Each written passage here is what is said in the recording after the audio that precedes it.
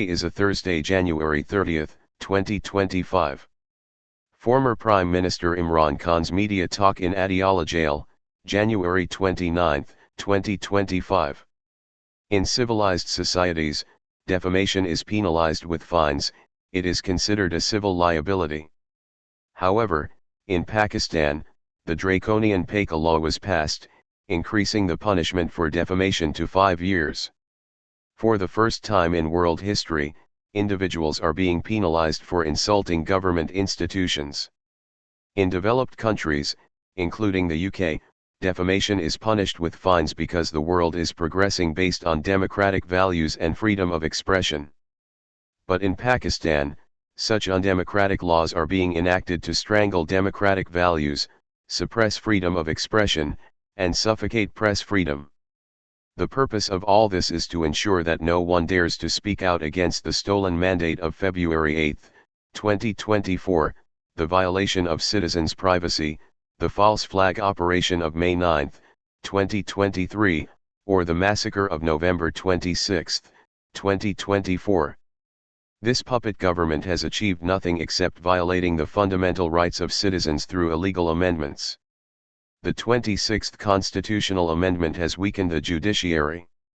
Despite the presence of senior judges in the Islamabad High Court, attempts are being made to appoint a Chief Justice from outside, who is expected to be Qazi Faiz Issa Part 2. We strongly condemn such judicial appointments. The appointment of the Chief Election Commissioner should also be based on merit, otherwise, figures like Sikandar Sultan Raja emerge, those who serve the establishment instead of the people. He deserves to be tried under Article 6 because he facilitated the government of Form 47 election fraud and stolen mandate by stealing the people's mandate in broad daylight. February 8 will be observed as a Black Day nationwide.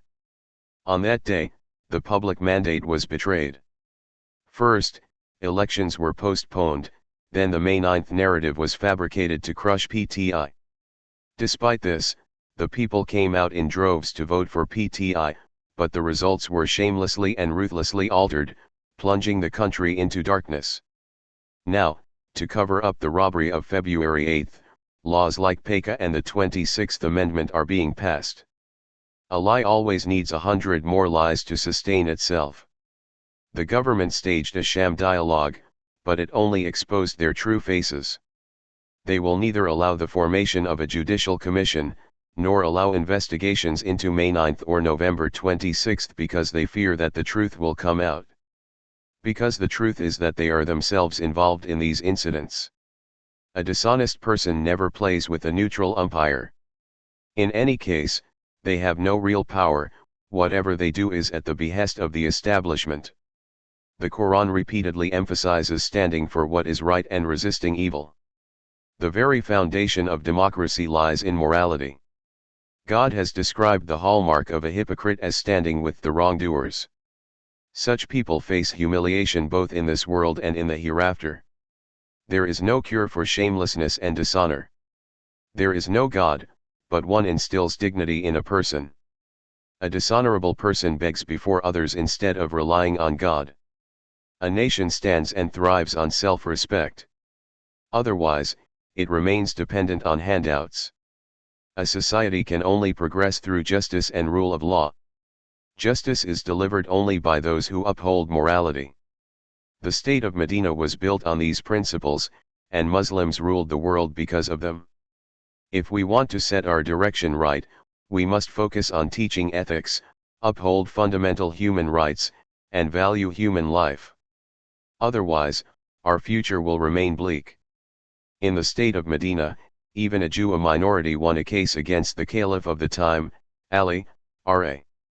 These principles of justice are the true traditions of an Islamic society, which we have forgotten.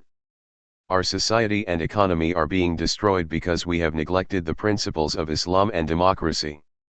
If we truly seek Hakiki Azadai, genuine sovereignty, we must adopt these principles and continue our struggle. Only a person who fears no one but God succeeds. A coward can never be victorious. One who never gives up is the one who ultimately prevails, so my nation must never accept defeat. Thanks for watching and subscribing to the channel.